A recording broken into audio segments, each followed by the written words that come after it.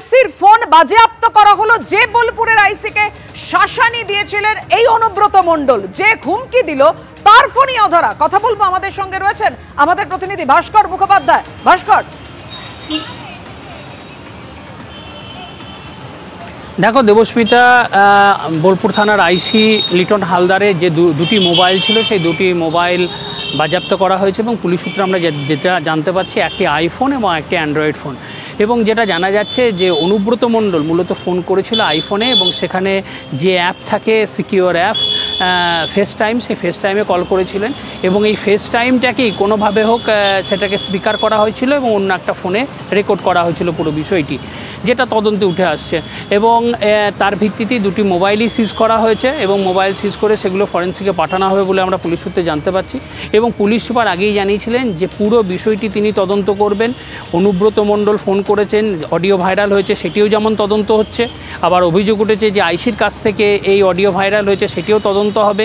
একইভাবে official secret act অনুযায়ী কিভাবে এই যে অডিও বেরিয়ে গেল বাইরে, সেটাও একটা তদন্ত করছেন। এবং এসপি জানিয়েছেন যে আমরা কঠোর ব্যবস্থা নেব সব ক্ষেত্রেই।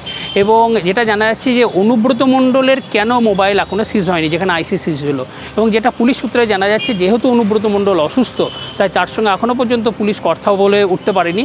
আগামীকাল তার যে 5 দিনের যে বেড রেস্ট, সেটা আগামীকাল শেষ হবে, অর্থাৎ বৃহস্পতিবার শেষ হবে। তার পরবর্তী পদক্ষেপ পুলিশ নেবে, অর্থাৎ তারও মোবাইল সিজ হওয়ার একটা সম্ভাবনা রয়েছে। কারণ মূলত যার সঙ্গে কথা হয় এবং যে ব্যক্তির কথা হয়েছে, দুটো মোবাইলই কিন্তু সিজ করা হয়। এক্ষেত্রেও সেটা হবে বলে পুলিশ সূত্রে জানা যাচ্ছে। এবং এই পুরো বিষয়টাতে, অর্থাৎ যেভাবে অডিও রেকর্ড হয়েছে, যেভাবে অডিও ভাইরাল হয়েছে, এবং এই আইসির বিরুদ্ধে যখন নাগরিক মঞ্চ আন্দোলন করেছিল তখন একাধিক অভিযোগ করেছিল। তাদের অভিযোগ ছিল যে বালি পাথর বিভিন্ন। ভাস্কর, তোমাকে এখানে বিরত করব, সেখানে অনুব্রত মণ্ডলের ফোন এখনো বাজেয়াপ্ত নয়, অথচ আইসির ফোন বাজেয়াপ্ত করা হলো কি কারণে? পুলিশ কি বলছে, কেন বাজেয়াপ্ত করা হলো? দেখো, পুলিশ এখন তদন্ত শুরু করেছে। তদন্তে যা যা উঠে আসবে সেই বিষয়গুলো পুলিশকে করতে হবে। তার মধ্যে টেকনিক্যাল রয়েছে যে ফোনগুলো সিজ করা।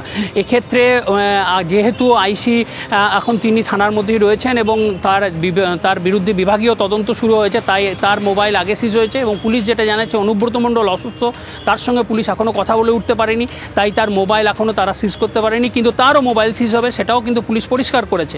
এ বিষয়ে প্রকাশ্য কিছু না বললেও পুলিশ সূত্রে আমরা জানতে পেরেছি যে অনুব্রত মণ্ডলের অবশ্যই তার সিজ হবে এবং সেটা দেখা যাবে যে বৃহস্পতিবার, অর্থাৎ আগামীকাল তার যে বেড রেস্ট সেটা শেষ হবে। তারপরে পুলিশের কি পদক্ষেপ রয়েছে সেটা কিন্তু খুব গুরুত্বপূর্ণ। দেবস্মিতা, ধন্যবাদ তোমায় ভাস্কর। আপনাদের জানিয়ে রাখি, অনুব্রত মণ্ডলের ফোন নয়, তার ফোন এখনো অধরা। কিন্তু যে হুমকি দিল, অর্থাৎ অনুব্রত মণ্ডল, সে অন্তরালে, অথচ বোলপুরের আইসি যাকে হুমকি দিলেন অনুব্রত মণ্ডল, তার ফোনই বাজেয়াপ্ত করলো পুলিশ।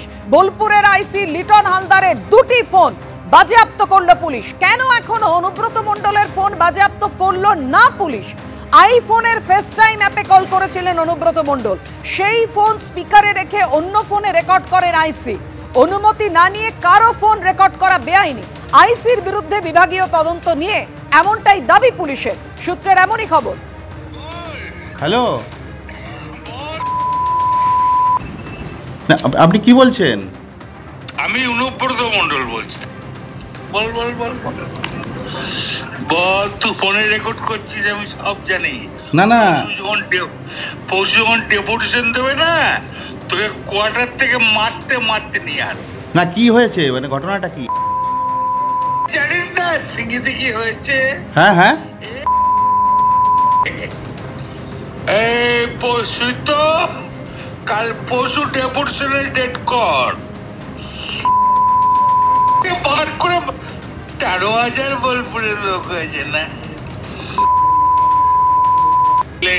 13,000 12,000 লোক হয়েছিল বোলপুরে, প্রচুর লোক। কথা বলেছি তোর মাকে হচ্ছে রে বউকে। আপনি আপনি আপনি একজন দায়িত্বপ্রাপ্ত লোক, আপনি এভাবে কথা বলছেন? তোর ডেপুটেশন, পরশু ডেপুটেশন কর, ওকে অফিস থেকে, ওই ঘর থেকে বার করার দায়িত্ব আমার।